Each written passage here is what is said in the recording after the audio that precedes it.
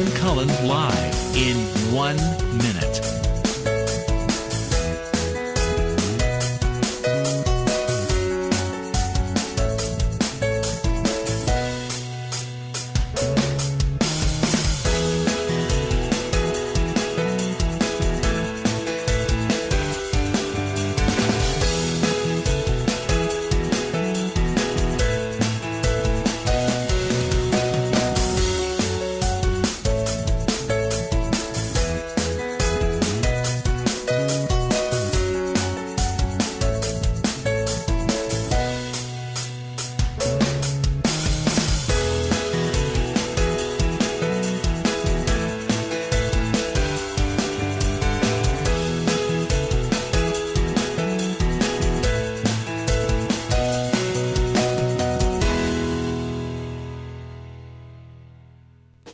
Welcome to Lynn Cullen Live at pghcitypaper.com. Email your questions and comments to Lynn at pghcitypaper.com. Well, hello there and welcome to a gorgeous Tuesday, August 20th in Pittsburgh, Pennsylvania. And, we're getting an immediate weather report from St. Louis, Missouri right now because that's where my sister Susan is. Suze, hi. Hello? Ninu? Yeah. Lynn? Yes. Hello? Hi. If you're talking to me, I can barely hear you. Uh-oh. Everything here is screwed up. I am talking to you. I don't know. Okay, it's a little better. Okay. Yeah, Jess and I are exchanging looks of zzz. Everything here is sort of coming apart, technically. Can you hear me? I mean, are we going to be able to do this or not? No, we can do it. Okay, that's good. I was just looking through the emails, and it turns out, it took us a while to figure this out, but yesterday was the first show of the 5th year that I have been doing this particular iteration of my program. Really? 4 full years on the internet. Happy anniversary. Thank you very much, and thank you to all who sent me a happy anniversary talk. Jess is having a fit over there. And Tom wrote, you have been on the internet for 4 years. On iTunes, you are rated 5 stars out of 5. What person did that? Hey, it wasn't you? Jess didn't do it. I didn't do it. Susan, did you do it? I didn't do it. I don't do those things. I don't either. I don't even know how to do the... Well, thank you, whoever did. And yesterday, Susan, I should tell you, we had a really wonderful show talking about absolutely nothing. I mean, we didn't talk about anything heavy in the news. And I wanted to do the same today, and I was pawing through the papers, and my God, it's one horror after another. It is such it's almost funny if you take a step back, but of course it's not. And I would like to try to keep things a little bit lighter. I got a lot of people who wrote in and said they really enjoyed the show because it was, it wasn't about heavy stuff. And Tom sent me... Well, no fair. What'd you talk about? I can't remember. I know. That's what always happens. Every time we hang up... The cemetery? And my husband will call. What did you talk about? I have no idea. Oh, we talked about how construction had to come to a stop of a major highway because they encountered bones when they were excavating and, in fact, realized they'd uncovered a cemetery, an old cemetery. And then we talked about the forensics of that and how you find that.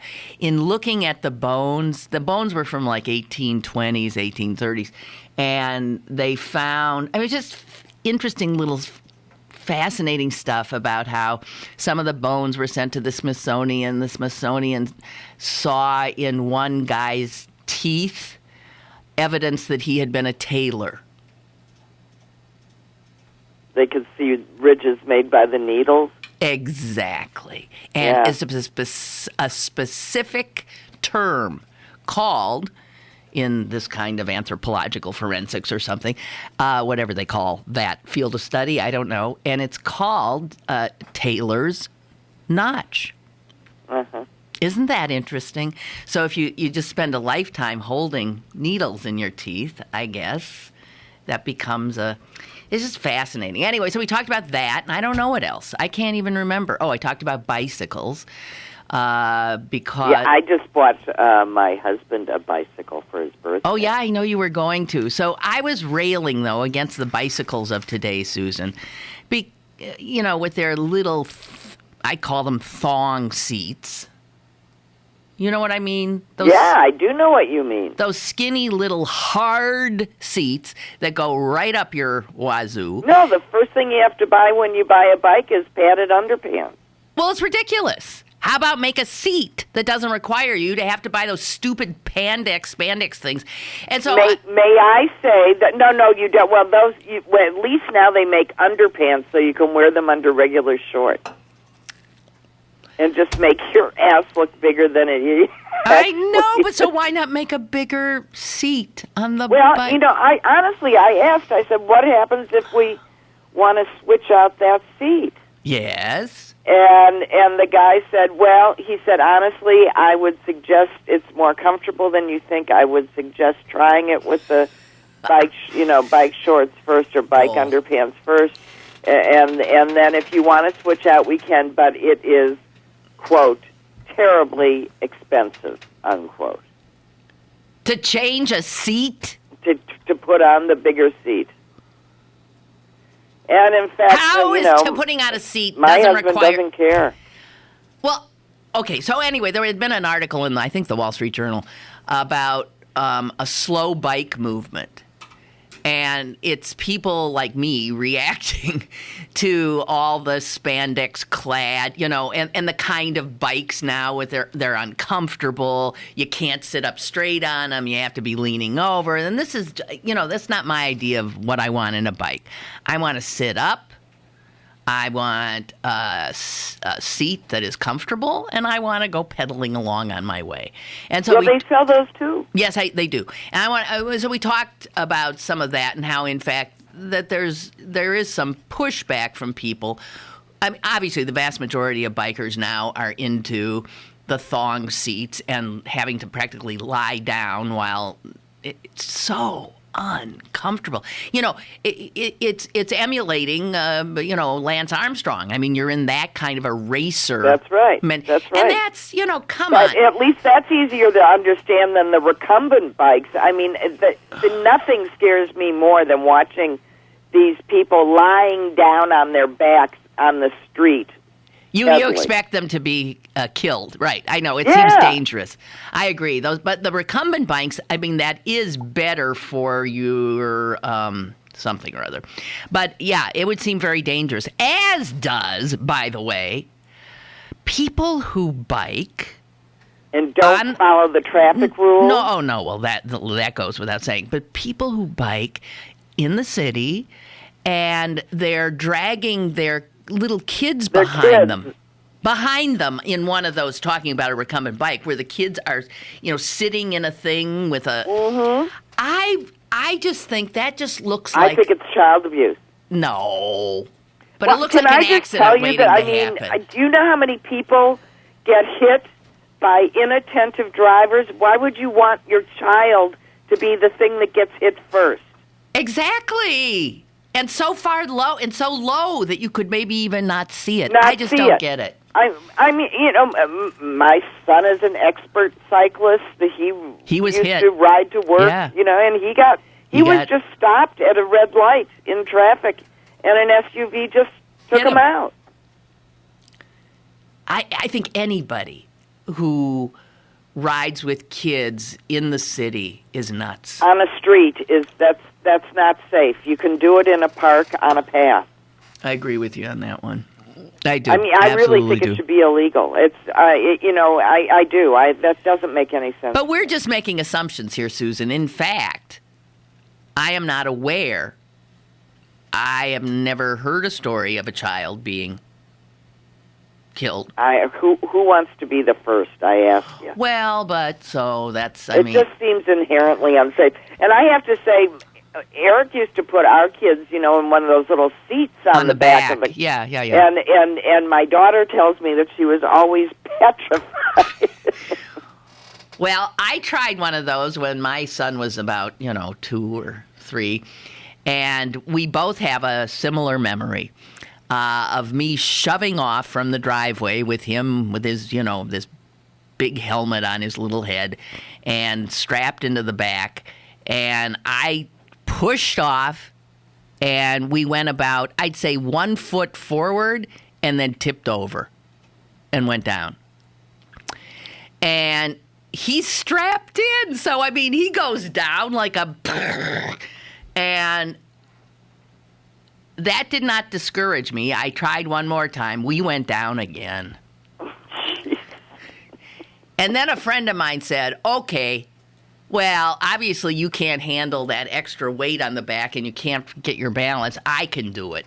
She gets on, and she goes. That poor kid went down. Did any of you think about putting in, like, a sack of grapefruit to test? No. How many times did you use poor Sam as a crash dummy before you gave this up? 3. I just noted them. And he was always such a good sport. He was in the days. Of course he was a good sport. But, okay. All right. Well, anyway, so people liked that, and what this sort of easier conversation. And Tom wrote me an email saying he liked it, but he also on the subject line put these 2 words: potato salad.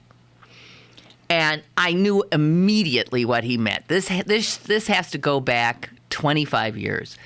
I once did. I don't think it was 3 hours, but I did a full hour that people still remember on the show about the things you should never put in a potato salad. And all hell broke loose. People were at each other's throats. Like sweet relish. Well, yeah, sweet relish was one of them. People were at each other's throats about, we never even got much beyond Miracle Whip versus mayonnaise. And people feel so... That was an old show. Yeah, it says 25 years ago. What do you mean? Why would that make it an old show? Because I think people's attitudes towards Miracle Whip have changed in 25 years. Oh, there you go. Jess will take you on right now, and she's... What? Do you... only use Miracle Whip. She only uses Miracle Whip. Okay. Way to go, Jess. You hold up that retro stuff. Miracle Whip. Oh, but people loved that stupid show. An hour on friggin' potato salad. And it was sort of like people who like listening to the car talk guys who don't know anything about cars. It didn't matter that you don't make potato salad or there was something funny. Compelling about it for no good reason. And so much easier on your health. Everybody wants a break already. Yeah. So we can't do it all the time because, in fact, guys, I poured through a gazillion newspapers. I exaggerate only slightly. In an effort to continue the sort of easier going program, I did come across a few things. Now, this is the season of... Excuse me, Susan, we're going into an area that might make you a little uncomfortable. This is the season of state fairs.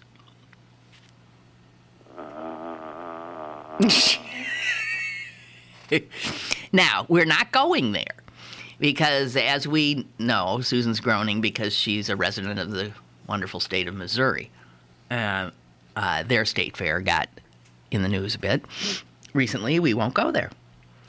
But you don't have to read my letters to the editor where they're still saying, "Why are we racist?"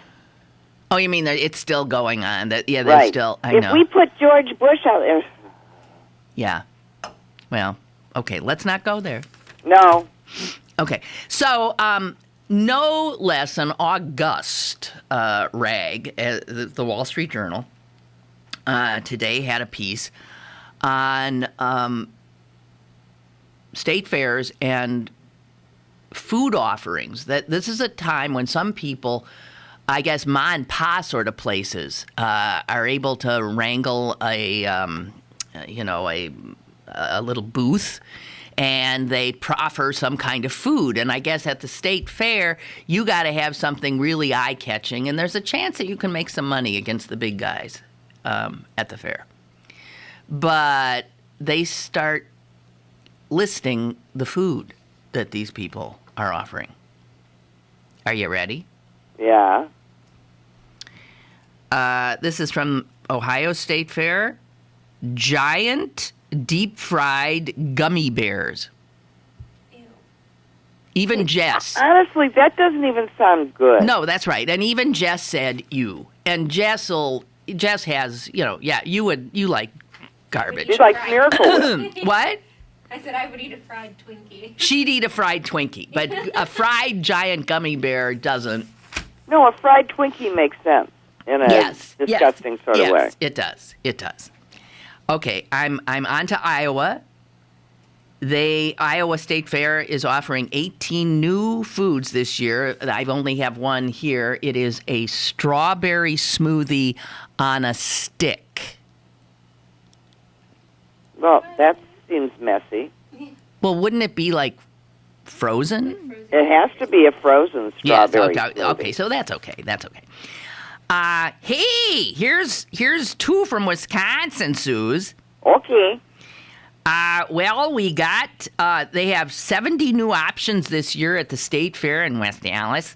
And here is the deep-fried taco cheesecake. Taco cheesecake? What? Deep-fried? Is it dessert or is it an hors d'oeuvre? It must be an hors d'oeuvre. What do you mean? They don't have hors d'oeuvres. It's a full... Sure they do. Cheese. Oh, speaking of cheese, that's another one from Wisconsin, of course. It is deep-fried pepper jack and bacon macaroni and cheese on a stick. Hey, that sounds sort of good. Oh, we were driving out of Wisconsin and we were barely on Highway 43 and Eric turns to me and goes, "Did we forget cheese?" Oh, you were leaving. And we pulled right off at Howard, went right into went Steve's. back to Steve's Cheese and got a bunch of They good. even made that place nice. It's got a coffee bar and everything. Okay, let me tell you something about Wisconsin cheese. This brings up. So, a few days ago, was at a local. Well, it's not local. It's a chain, Trader Joe's, and it's always annoyed me that they don't have Wisconsin cheese when it comes to like cheddar. Give me some of that great Wisconsin white cheddar, okay? Right. They don't have it. They always have Vermont white cheddar. Right. Oh, and they'll even tell you there is no such thing as a Wisconsin white cheddar. Why Well, anyway, I see, believe it or not, Wisconsin cheese finally. And I got the extra sharp white cheddar. I didn't recognize the cheese purveyor, but I got that cheese. And that night, I offered it up to some visitors. It was horrible. I mean, it was horrible. I took one bite and said, what the heck? It, first of all, had no flavor. The consistency was wrong. It was just garbage. And the first time in my life, I took that whole brick of cheese and threw it. Where was it from? Supposedly Wisconsin. But where in Wisconsin? I don't know. So here, the very next day, I go to my Giant Eagle, and I've got my cart, and I see a display with a guy standing under it, and it says Wisconsin cheese. And it was, I walked up and I said, "Hi, I'm from Wisconsin." He said, "Oh, yeah, where from?" And I said, "Green Bay." And he said, "Oh, I'm about 40 miles south." So I talked to him, and he was offering cheese, and his cheese was delicious. I don't know. He wasn't anyone I knew either, but I told him about the cheese at Trader Joe's. And he was horrified. I mean, that's a brand Wisconsin cheese. You can't be sitting. It is, and it's very distinctive in flavor. Okay, well, wait. While we've been chatting about nothing, a number of emails have come in, Susan. Joining in the conversation. We're the Seinfelds of the Internet. Go ahead. This is from Laura. A sandwich isn't a sandwich without the great taste of Miracle Whip. Here, here. She goes on. It is the best. Mayonnaise is bland. My family is very decisive in the argument. My sister must buy both, as her husband was raised with mayonnaise and doesn't understand our love of Miracle Whip. Yay, Jess! I'm telling you, Susan, passion on this. Passion, apparently. I mean, well, Passion. if you hang out with our mother too much, that would get you over to the Miracle Whip side. She's enamored of her own mayonnaise. Oh, that's right. Oh, nice. Nice. PJ sent a picture. I'll forward this to you, Susan.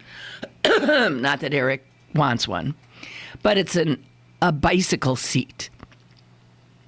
And it's the extra large Cloud 9 cruiser seat with suspension.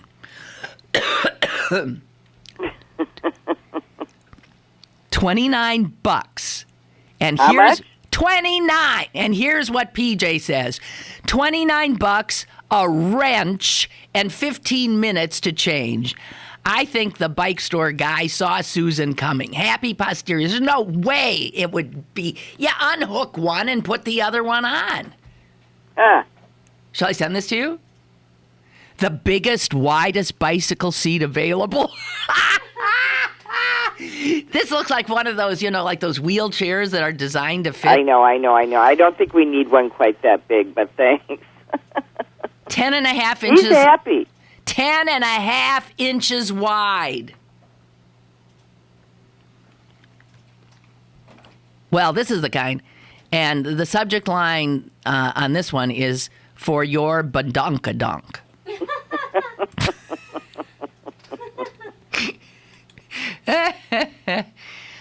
Hey, what else?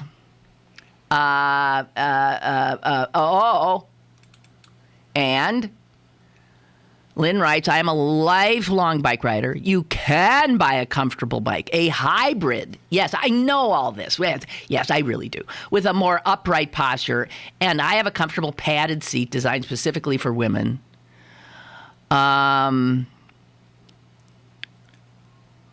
She's suggesting a good bike shop and suggests Dirty Harry's in Verona. I've seen that shop. I've always refused to wear biking outfits. Good for you, Lynn. I believe that they are the ugliest clothes on the planet. In New York City, you can see the hipsters riding around on the kind of bicycle you want, and the women are wearing all sorts of shoes as well. That is true. I saw a woman yesterday ride by in a dress. Her dress was blowing in the wind, and high heels. Well, she had on. It was a little heel, but it was regular. She was very dressed up, and she did not have a helmet on. I was talking about Amsterdam yesterday, Susan. Everybody rides in Amsterdam. Nobody wears a helmet, including parents with 2 or 3 kids on the same bike. No helmets. No, and pedestrians do not have the right of way. That is true. If you're a pedestrian in Amsterdam, you better stay on your toes, or you're going to get run over. And yelled at, or both. That's true. We were yelled at, weren't we? Oh, no, you weren't there. Yes, you were. I was there. That Eric time had to that chase guy- him off. That's right. We really were. Some mad biker was after us. Okay. Anyway, just back to the fair. This Mary Balducci was polishing off a Reuben brat on a pretzel roll, and she said, "Oh yeah, I've tried all kinds of food, and the worst thing though was the deep fried beer." Oh, that just tastes like reflux. Yeah. Oh my God. How do you deep fry beer? Quickly. Okay, well there, we managed to make 1/3 of the show about nothing, and You must. The only thing I can figure out is that you freeze a beer ball, and wrap that in dough and deep fry that. you freeze a beer ball. You know, like a cube. But when you put it in the deep fryer, it just... No, but then at least you can surround it with batter into which you fry. Hmm. I'm just trying to figure this out. That's all I can say. Well, it's probably that might do it. All right. Well, okay. That's it. I'm going to a break if we can. Is that actually working? It is now. It's working now. But when I flipped out, Is it? it flipped out. Can we have a commercial, or is it broken? No. We can. And here we go. More is on the way with Lynn Cullen Live. Les Ludwig, your independent, self-financed, clean candidate for mayor of Pittsburgh. You've heard the saying, same old. If we don't change what we're doing, we can only expect the same results. Let's look at what the Democratic Party leadership of your lifetime is asking you to do on Election Day. They want you to forget that they and Ravenstall have not lived up to minority contracts and the jobs involved in it. If government promises work and jobs and wants to leave it for the next candidate, will it ever get done? How can we trust Peduto and especially the leadership when they continue to act this way? Are they hiding something worse than Harper's misdeeds? Vote November 5th and remember, same old. Embrace change and work willingly with it. Think outside the party's box. Make Les Ludwig your mayor and join his march to clean government and keeping promises. While cutting molding with a 12-inch dual compound miter saw, while holding a newborn baby in your arms, when face-to-face with a congregation of alligators, with the ball in your hands and the entire freaking season on the line. There are a million places you'd never consider texting, so why would you do it while driving? NASCAR driver Casey Kane here, asking you to please stop the text, and together we can stop the wrecks. Brought to you by the Ad Council and the National Highway Traffic Safety Administration. Get the message at stoptextstoprex.org. Go to barkbargains.com for great deals on gift cards from your favorite local restaurants, bars, museums, attractions, and shows. This week, great deals on gift cards to SIBA, tickets to PICT's Don Juan, Cadillac Ranch, and Crazy Mocha. Supplies are limited. BergBargains.com, Pittsburgh's best bargains. BergBargains.com. You're listening to Lynn Cullen Live at pghcitypaper.com. Once again, here's Lynn Cullen. All right, and this from Aaron. Go Team Jess. Woo, woo, woo! Miracle Whip all the way.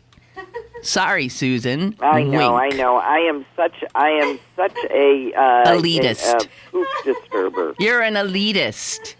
Yes, I am. Yeah. Okay. I once did a TV story where I went to Western Psych and I talked to sleep experts there about yawning and why we yawn and why it's communicable. Oh, and I yawn inappropriately. Which is to say? In company. I mean, I can go forever without yawning, and put me in a room of 3 people and I start yawning. Uh-oh. Yeah, and you know terrible. what? I can yawn. Right when I started talking about yawning, I felt an incredible urge to... Was that real? It was real. Jess just yawned, and it was real. Yeah, right. But Jess is really tired. I am. I don't. I know. But there's something weird. So I said, what is it? You can just talk about yawning, and Jess yawns. She yawned again. I'm stifling. And I think with me it's situational now. Okay. I mean, I think because I've been doing it and it horrifies me so much, it makes me do it. Okay. And then well, what I found, and this was a long time ago, but they don't know. They don't really know about yawning much. And they definitely don't know why it's communicated. It's contagious. It's contagious, thank you. I knew there was a word I was forgetting. It's contagious. Well, it could have been communicable, too. Yeah, but contagious is really the word. And I asked them, I said, it seems to me that if I look at pictures of animals yawning, it's contagious. I yawn too. And so I know I started my piece with a bunch of, dogs yawning, a hippopotamus yawning, blah, blah, blah, blah, blah. And I just wanted the viewers to see if they could make it through the piece without yawning. And I doubt that anybody did. But in the science section of the New York Times today, it says this. Researchers found that when a dog would see either a stranger or... They do it as displacement behavior. What does that mean? Well, I don't know, but I took a course from Dr. Michael Fox in college, and we discussed yawns, and we discussed yawning in dogs, and they did it when they were embarrassed or didn't know what else to do. So if you were talking to a dog and holding his attention and he was getting vaguely uncomfortable, he would yawn. They do. You see, I mean, I immediately know what you're talking about because they not only yawn, but they make that little noise at the end when they're uncomfortable. Mm-hmm. Do you know what I mean? And they sort of look at you sideways and look away and look back at you. I know, they're really having trouble. It's a vaguely submissive gesture, but it's like, leave me alone, please stop. Displacement behavior. Okay, but if you put a dog in a room with his owner and with his a stranger, and the stranger yawns, the dog does not yawn. But when his owner yawns, the dog yawns. Not always, but it says here the dog is far more likely to yawn in response to its owner. And they think it has something to do with the same part of the brain in which empathy is going on. Right, I'm sure. So a dog is really tuned into its owner's feelings, and so if the owner yawns, the dog yawns. But a stranger yawns, the dog doesn't care. The dog also, listen to this, is not duped by a false yawn, even well delivered by an excellent actor. Will not go for that, even if it's its own owner. Is that weird? And it is weird, because I can induce a yawn in myself so that it's not even fake. Well, it says the dogs, for the most part, cannot be duped. They respond frequently to genuine yawns, less so to fake yawns, and less so to anyone who's yawning who they don't genuinely care about. But, and it does say here, the contagious yawning it's not a distinctly human thing. It's been noted in birds, in apes, and all kinds of vertebrates. So there you have it, yawning. And I still feel like I have to yawn, but I can't. That's a horrible feeling.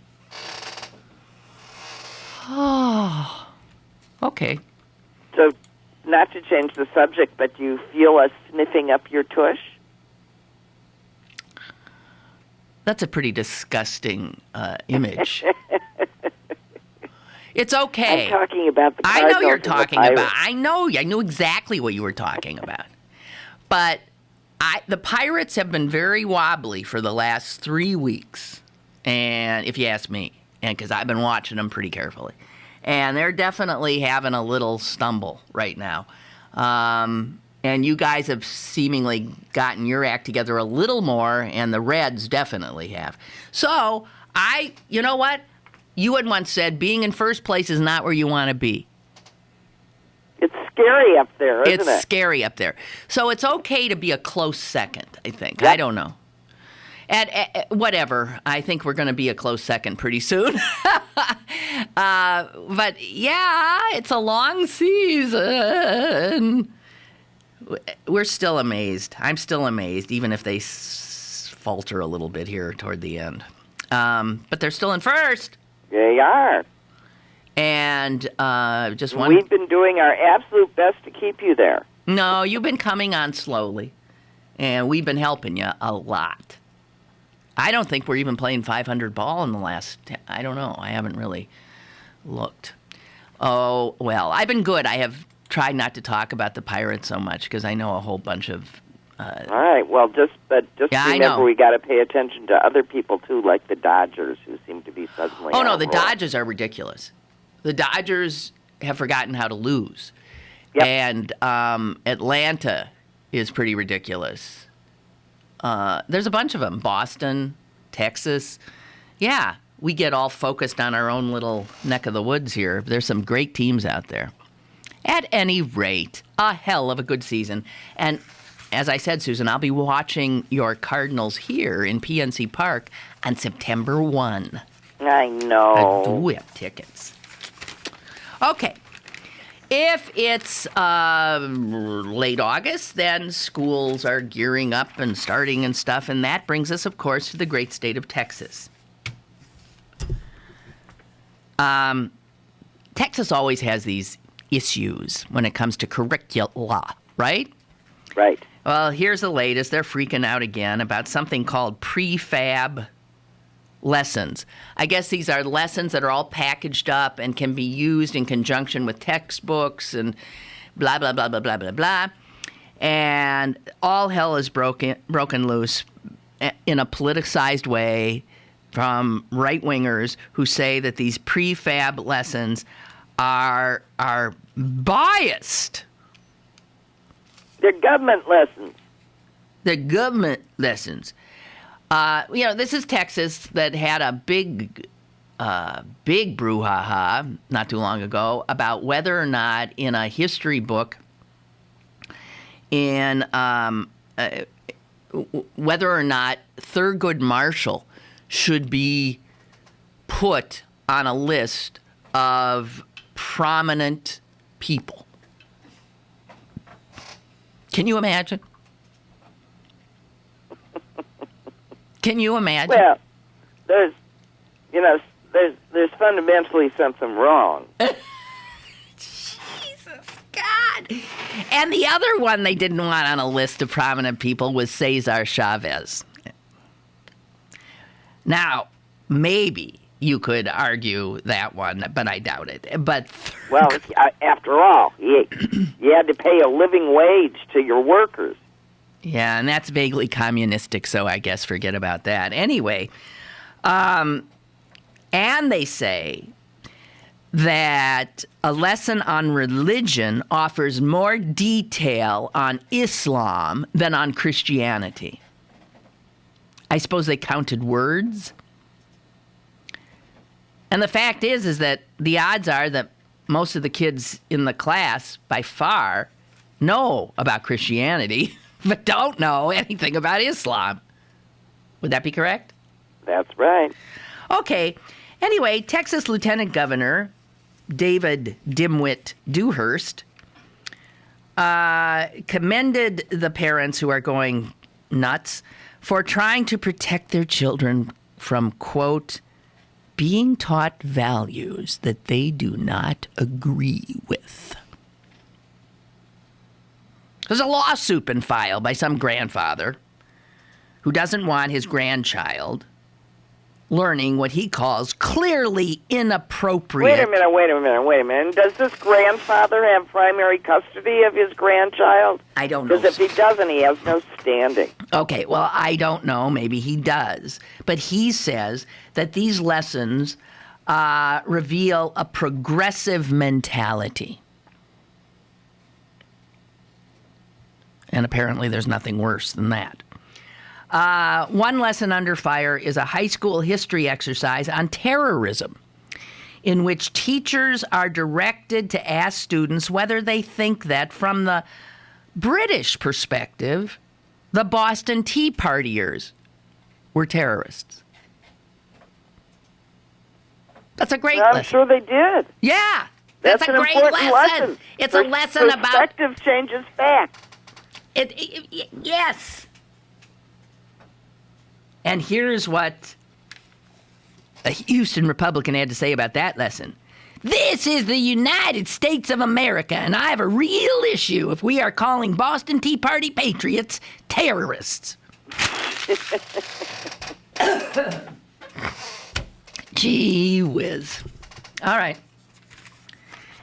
And then,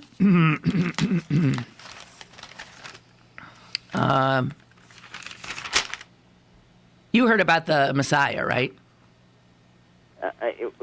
The one that came or the one that hasn't?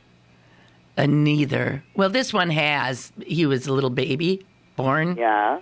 The baby that the parents named Messiah. Oh, that one. Yeah. And the judge said, you cannot name him Messiah. He's going to now be Martin, because what was her exact quote? Because it's unbelievable. She said something like, there's been only one person in the world who has earned the name Messiah, and that is our Lord Jesus Christ. Well, excuse me. Then how come we can't have Messiah, but we can have 5,296 gazillion Jesuses? Jesuses? And That's everything right. else. That's right. And that begs that question, because there are a gazillion Jesuses. People name their kid Jesus.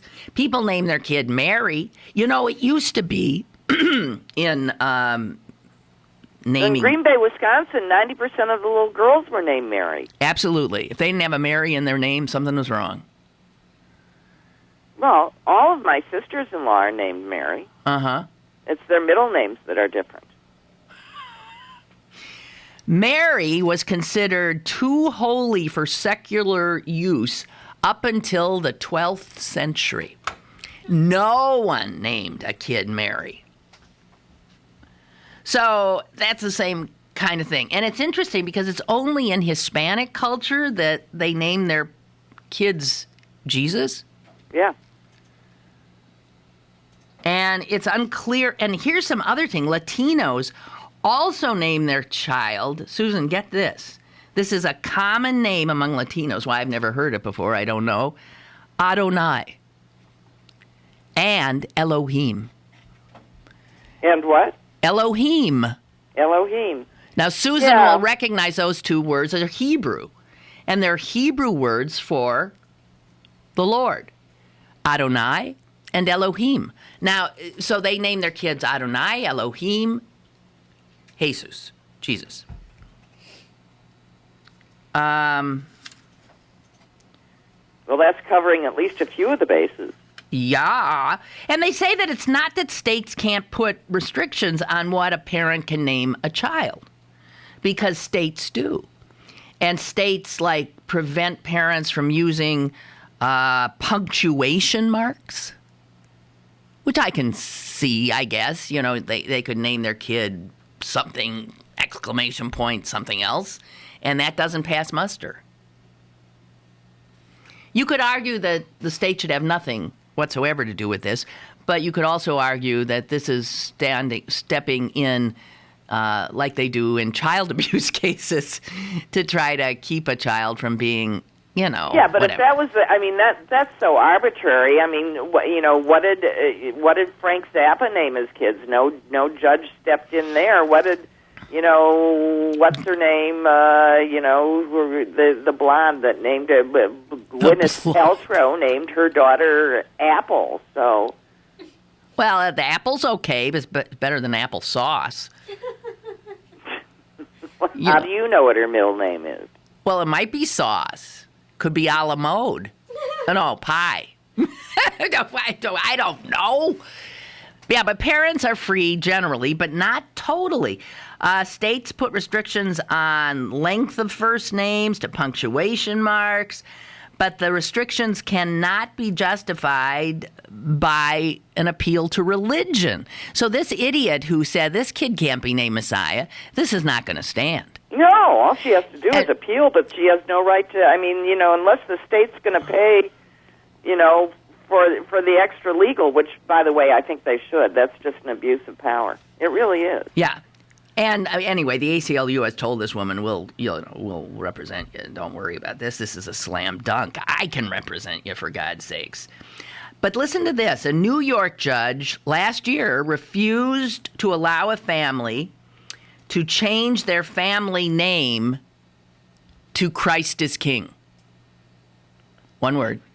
Christ is King. And the judge argued that it would, if their name was Christ is King, that could infringe on the religious liberties of others. For instance, if they were in a situation, let's say, in a court, and a court employee was forced to call out their name. The judge says a calendar call in the courthouse would require the clerk to shout out. Oh, the guy changed his first name to Jesus is Lord. So would require the clerk. Lord Christ is King. Yeah, right. Would require the clerk to shout out, Jesus is Lord, Christ is King. And they named a daughter Rejoice. So if she was being called, let's say she's even in school, and they're taking, the teacher would have to say, Rejoice, Christ is King. Isn't that an interesting little wrinkle? And it's not right to force somebody to say, Rejoice, Christ is King. No, it's not. Not if they don't want to. So he did not allow. He let them name the kid Rejoice, but he wouldn't let them change their last name to Christ is King.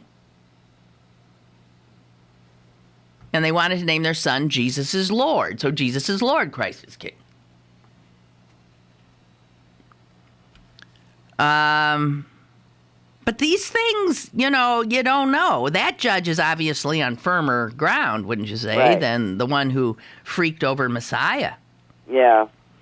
And I think that there's a quantitative difference. Actually, this op-ed piece says that the judge who threw out Messiah, ironically, might have argued that the name would infringe, use the New York judge's thing, would infringe on the religious liberty of those who did not want to call this boy Messiah because they don't believe that there is such a thing as a Messiah. Nah. And she could have been the defender of atheists' rights that way. The argument, no. What he said, that, no. Anyway, much weaker. Right. I mean, you're not by saying the word, you're not proclaiming that you believe in a Messiah. You can't even be thought to be proclaiming any sort of anything, which is not the same as when you calling out Jesus is Lord, blah blah blah blah blah. So, anyway, last year in the United States there were 762 children named Messiah. Babies that were just named Messiah, and which means it is an up-and-coming name. And on the list of most popular names, Messiah is in between, for popularity, Scott and Jay.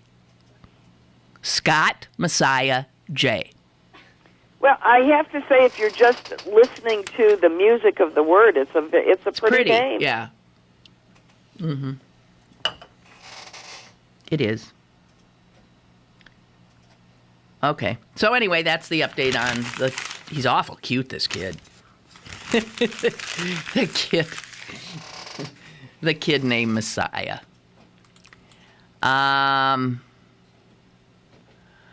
Chuck in Cuddy writes, Lynn, I remember there was a health problem for men in those bike seats. Yes, there were. There is. It makes there is a problem. It makes them impotent. With becoming sterile in those That's right. seats. and even erection problems. Long-distance bike riding is associated with erection difficulties. And sometimes for a long-term cyclist, it can be permanent.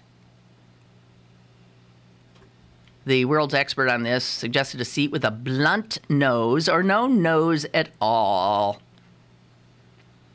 He has studied men who work on bikes, such as bicycle cops. It is that long nose that juts forward that men ride on that, like, smashes their, gonads to bits. The man's weight should be back on the bones of his butt. Well, how can it be back on the bones of his butt when the way forward. when the way they make these things is I can tell you how. You have to, do a pelvic. You have to curve out. Well, how about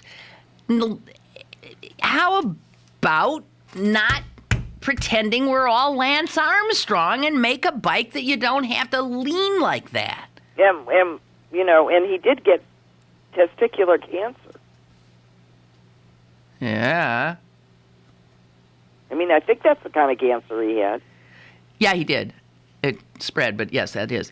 And this guy says the best seat is a seat with 2 separate butt pads and no nose. He said it's the kind with the big, giant springs.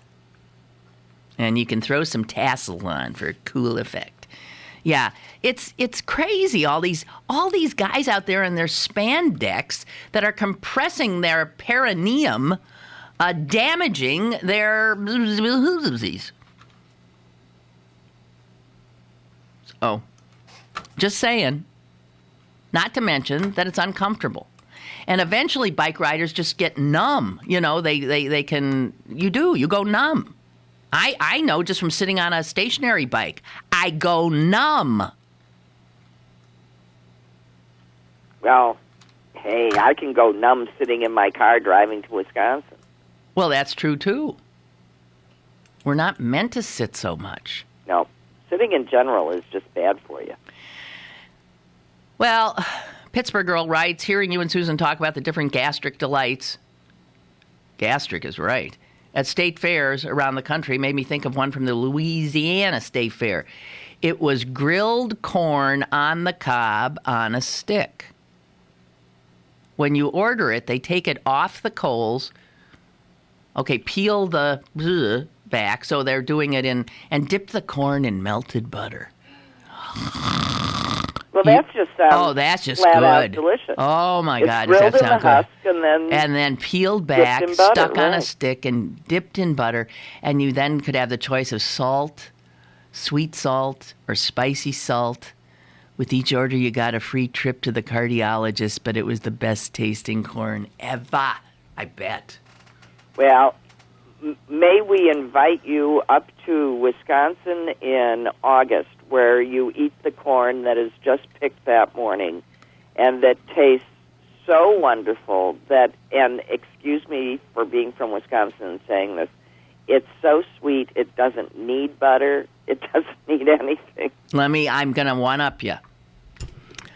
I was in a Jeep on the Golan Heights.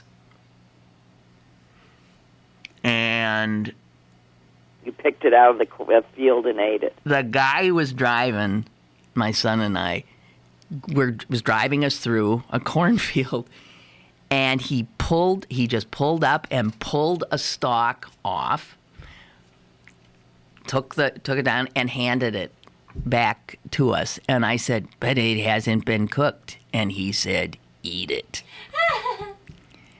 It was so sweet.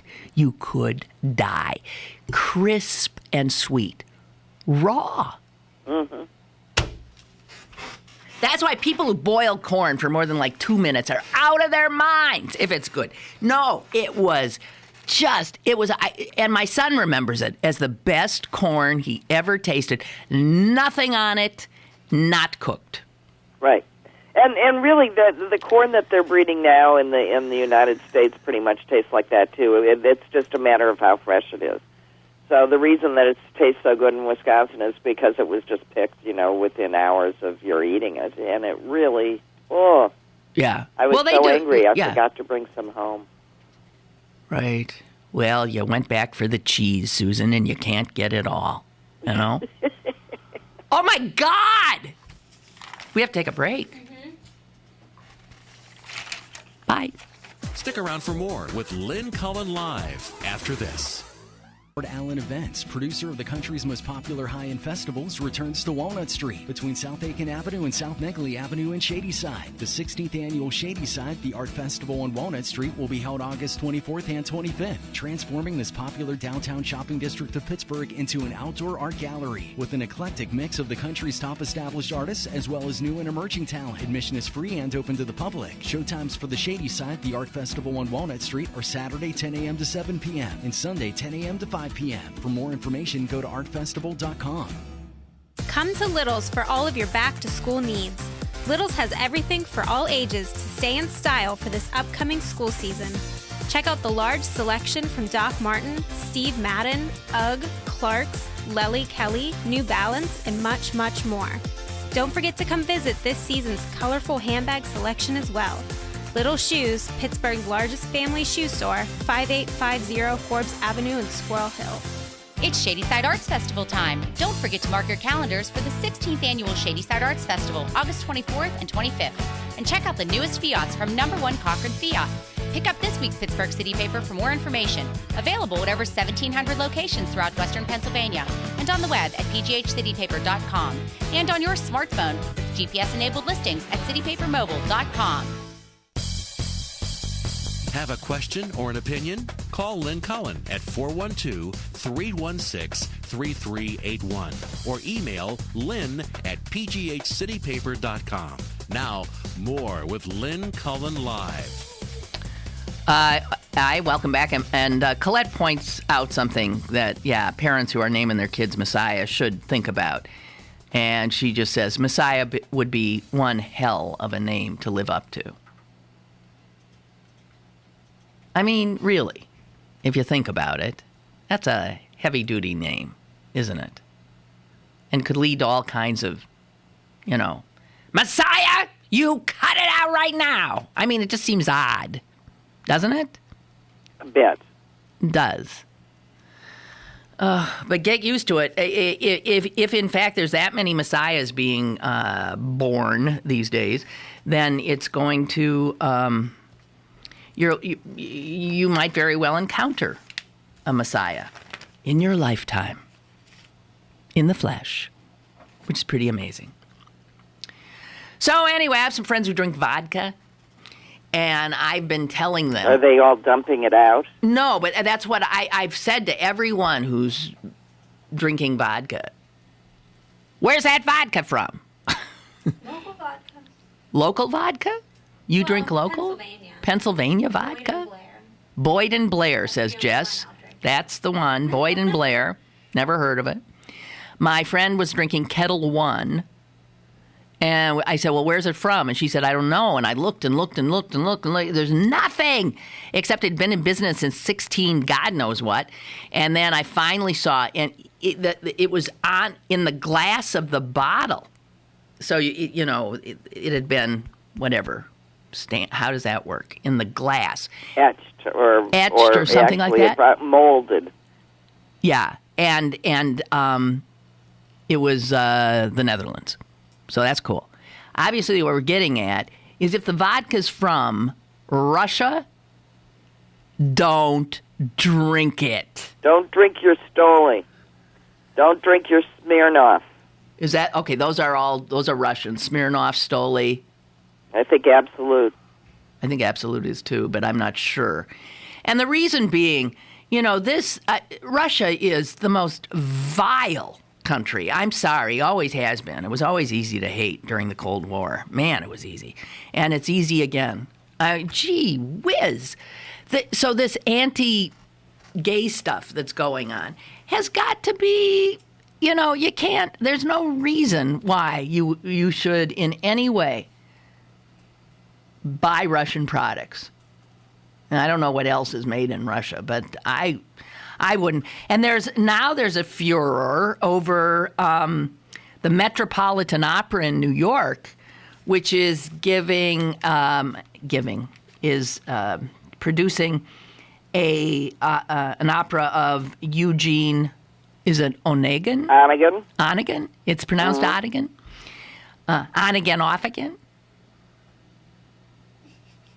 Susan's not. Eugene Onegin. On again, off again. So anyway, the lead is soprano Anna Netbroko, and she's a supporter of Putin, and she's going to be the soprano. And the director, I guess, it's going to be conducted by the artistic director of the Mariinsky Theater in St. Petersburg, who is also a fan of Putin. And so somebody has started a petition drive to have the Met dedicate not do it, but to dedicate the production to the LGBT community. And it's not really, the Met has said no. We're not a political operation, and we're not. And I think that's rather predictable. Yeah. But it brings up, then it gets everybody into this, at what point, because art. I mean, this is, at some point it's much like refusing to eat French fries, Yeah, and it's not like The Soprano, who, by the way, released a statement, which is, pretty damn good as these statements go. And she said, why can't I find it?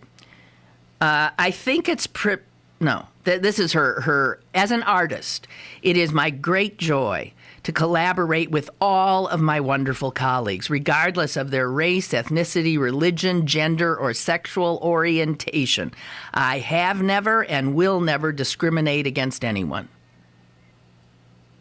Well, you can't. That's exactly right, but then you don't have to carry it over to the production. Right, and then her spokesman went on to say, the statement will speak for itself. I think it's preposterous to presume that anyone who endorses a candidate for public office, namely Putin, agrees or disagrees with their public policy positions 100% once they are in office. So he's suggesting that she doesn't agree with this. And she should, okay. But art and politics end up intersecting quite often. And these, so there's a lively debate going on about, the proper... the proper venue. But right. To me, it makes far more sense to do an economic boycott of something that the state is deriving some benefit from. So the vodka, don't drink it. So the vodka makes sense because even though small, it has an economic effect in that place. Right. But getting mad at an opera because someone who's in it hails from there, or it is a Russian composer, that doesn't make any sense. Okay. Well, and we're pretty much out of time, although Chris writes, Lynn, Susan, have to ask you a question. My sister-in-law is from Mineral Point, Wisconsin. And whenever we have corn on the cob, she puts pepper on it and not salt. Is this a Wisconsin thing? Yeah. No, it's someone who's avoiding salt but wants to augment their corn. Thank you. I think Susan said it rather well. I've never seen anyone with pepper on it before. Chris writes, I think it's totally gross. It is. And she also says she's enjoying the show. Reminds me of the nothing shows that Doug Hirth, the late great Doug Hirth, used to do. I'm telling you, we're getting rave reviews on this, so I'll keep trying to find the little rays of light in the otherwise gloomy world of the news. The daisies growing out of the fertilizer, as it were. Yeah. Exactly. And there's always, yeah. Or we can just talk about tuna fish recipes. Okay. Well, that's it. Suze? Hi. Everything going okay in your neck of the woods? Is it? Seems to be. That's good. Okay. Enjoy. Have a good day. Thank you. You too. Bye. Okay, Love bye. you. Bye. Love you too. Chris Potter. Tomorrow.